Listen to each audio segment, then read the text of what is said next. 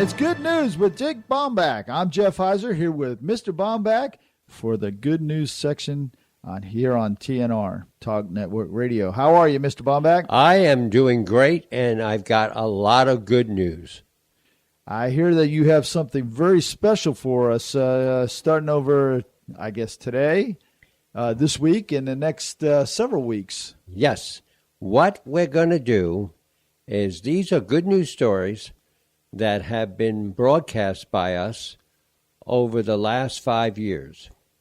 And the first person to contact either TNR or me at spacecoastcityguide@gmail.com with the year of these stories will get a Apple gift card. Now, there will be one exception to this. Yeah, family members aren't going to be allowed to participate, at least for my family and the Baumbach family. That's right. So the way you contact us, again, is City Guide. That's CITYGUIDE @gmail.com or at info@Talk Network Radio. That's info@TALKNETWORK radio.com. So we have some really good news articles to kick off this little, I guess you would call it romp down memory lane or memory trail or good news time. It's the good news time, just like story time, but we're right going back a little ways. So the first one you have is homeless man saves girl from attempted abduction. Now, this one here actually happened in the Orlando area, and the gentleman was homeless, and he saw a 14-year-old girl that somebody was trying to abduct near State Route 50 and County Road 419, and he decided to confront the person, and the person took off, and the police showed up, and he explained that he was homeless, but he didn't feel comfortable about it, and the police thanked him, and they eventually did catch the person, and the 14-year-old girl and her family are forever grateful to this homeless man. Wow. Now, this brings up an interesting, I don't want to say dilemma with our contest, but there's been several of these that have happened over the years. So how are we going to know if they're calling in with the right one for the right year? Well, they're going to have to give us probably the month and the year. If they do that, then we're in good shape. Okay. That sounds good. Or maybe something very specific to the story. Right. Exactly. Like this one, maybe it's Highway 50 and 419. Okay. Right. Or where the park was located or something like that. Wow. That's I remember that story actually. That's a pretty good story. So do I. Our next one is after 25 years of trying, two friends win $14 million jackpot.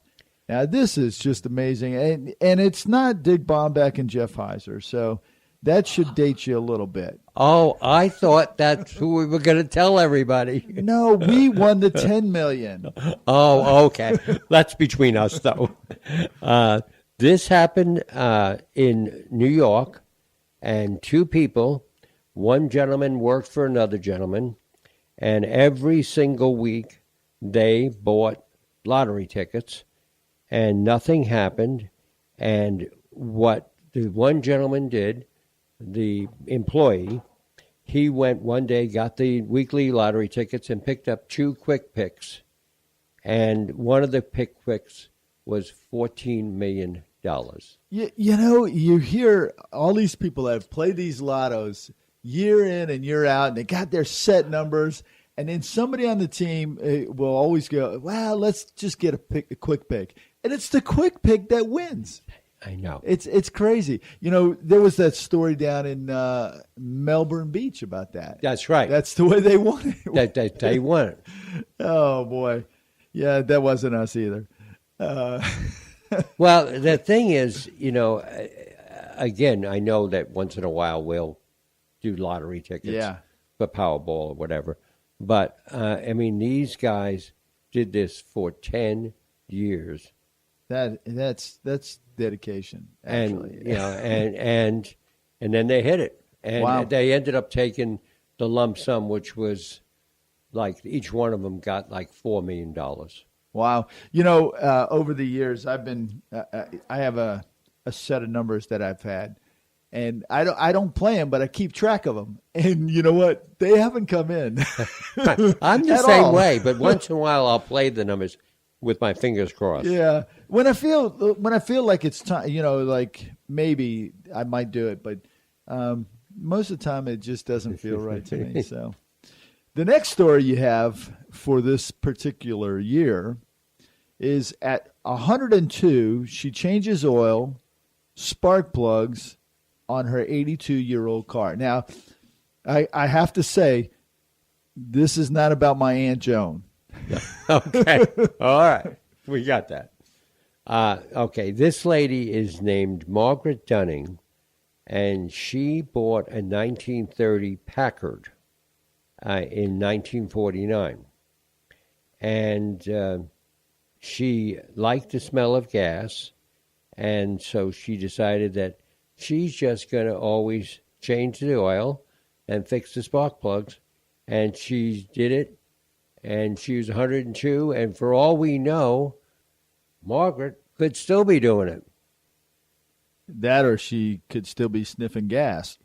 That's very true. Yeah, and that's very true. And just so people know, a little tip, she was from Michigan. From Michigan. Now, you know, it's funny what you said about the gas. She liked the smell of gas. I wonder if that had anything to do with her longevity of 102 years old. Well, maybe. I mean, and did I ever share my good news story about an older car? No. When I was working up in Nashville, a friend of mine and I decided we wanted to buy an antique car. So, because I worked for the governor at the time, I was traveling around the state. So he was a doctor.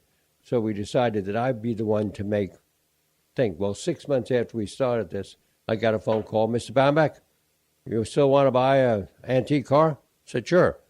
I said, what year is it? 1938 Hudson Terraplane. Wow. So I said, well, how much do you want, sir? So he told me. So I said, are you sure? He said, absolutely. So my friend and I said, we'll be there on Saturday. My friend and I, we loaded in his van with the kids, drove over to about 100 miles from Nashville, pulled up. He was standing right in front of his house. We said, where's the car? I said, it's in the barn. He said, does it run? He said, of course it runs. So gave us the keys, had 27,000 miles on it. No way. Yes, and we drove it around. It was fine, absolutely perfect. And we then back to him and said, now, sir, are you sure that's how much you want for the car? He said, absolutely nothing less. We paid him $800. Holy smokes. Now, the rest of the story, the good news for him, as we're leaving, he says, boys, can I shake your hand? We said, sure. Why you want to shake her hand? I just made $200. He had bought the car in 1938 for $600. Oh, right. Now, I actually had several antique cars. My first two, were a 1952 and a 1953 Chevy. And I spent a lot of time. I took the motor out of the one, put it in the other, and did all this stuff. And my scoutmaster, who I call Uncle Harry, came over, and he says, well, let's go take it for a test ride. And, you know, I had done a lot of work, thought it was really souped up and ready to go. And we pulled out and went down the street, and we heard this big, huge bang. And we thought it was a backfire, and it was the motor. That was the end of that. And I had just spent 6 months working on this car, and that was it. Yeah, so we got rid of that. But he felt so bad about it that he gave me a 1960 Pontiac Ventura. Wow. And wow, was that a car. It had a 389 engine in it, and man, that was just, that was really Is that the one that's outside? No, that's Gone on. that's not an antique yet. By the time I get done paying for it, it will be. So the next story you have is umpire saved woman with CPR. Instinct took over. Okay, this is Jim Joyce, and he's a veteran umpire. And this happened, again, like we said, several years ago. It happened in Arizona. He was calling the games for the Diamondbacks, and he had botched a call during a major league pitcher who was supposed to have a perfect game, and he made the wrong call. But anyway, in this case, there was a lady who worked there who had a heart attack, and nobody was figuring out what to do. He ran off the field, did the CPR on her, and saved her life. Wow. Now, was the heart attack right after the bad call? No, it was weeks after the bad call. But, I mean, he stopped the game, and he said, I know how to do CPR, so I wanted to help her. You know, I don't know if you'd see that today. Well, I mean, we would hope that you would, and that people would say that they still want to help people. Right. You know, why I say that is, I don't know if you follow baseball a lot. I know members of your family do. Oh, yeah. And there was a game last week, I think it was last week, where they were yelling racial slurs at the players. It's just a game. Yeah. It's just a game, and they're calling them all kinds of things, and it's like, where has that game gotten to, you know? Well, where is everything? That's why every week we try and bring the good news, the other side of the story. Yeah, you know, one of the bad news stories about baseball is, do you remember the guy, the pitcher for, I think it was the Atlanta Braves, John Rocker? I remember that name. Yeah, he was the nut job. He would yell at the fans and go after them and throw the ball at them and stuff. Instead of pitching the ball, he'd throw it at the fans. I wonder whatever happened to him. You know, he was such a good pitcher, lost it. He kind of lost his mind, and then just fell off the face of the earth. Wow. Yeah. Well, that's been our good news for this week. That's right, and we're looking forward to people wanting to win those Apple cards, and there's only going to be one Apple card given out each time we do this. Now, tell them one more time how to get in touch. They can get in touch either to me at spacecoastcityguide@gmail.com or you. info@talknetworkradio.com. Have a great week, Mr. Baumbach. We'll see you again next week with more good news.